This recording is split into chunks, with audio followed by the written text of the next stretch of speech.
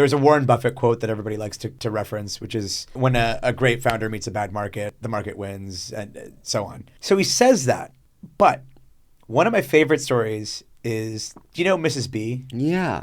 Rose Blumkin. So there was this woman who came over from Belarus, doesn't speak English when she comes over. She starts a furniture store in Nebraska, Omaha. Originally in their basement, then it grows and grows and grows. She's just like, she didn't even go to school. She never even went to kindergarten. But she's just got such a mind for business. She continues to grow this thing incredibly. He eventually buys it in like 1983 for like, he buys 90% of it for like $60 million or something. It was actually the largest acquisition that Berkshire had made at that point.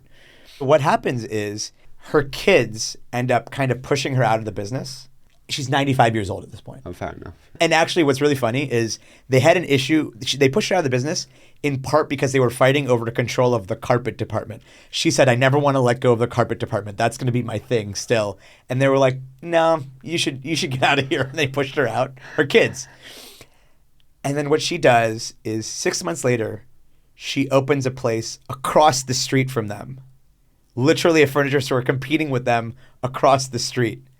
It's a spite store, basically. It's called Mrs. B's Furniture Clearance Market or something like that, across the street from the Nebraska Furniture Mart. And then eventually Warren Buffett has to buy that one too.